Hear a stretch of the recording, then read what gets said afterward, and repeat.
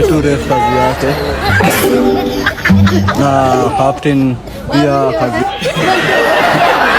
yake, tufanye kazi yako kwa ground. Shida zingine ni za kujitafutia. Sasa wewe alikuja kufanya nini kwa kiwanja? Hivyo tu.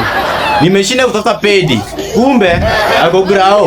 Tu ref kazi yake na moja kwa moja hadi comment section. Wakenya wanasemaje kuhusu hawa wachezaji?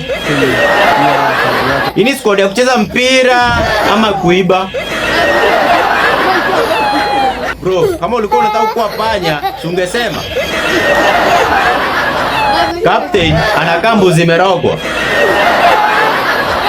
Sura ya binadamu, mstari wa panya.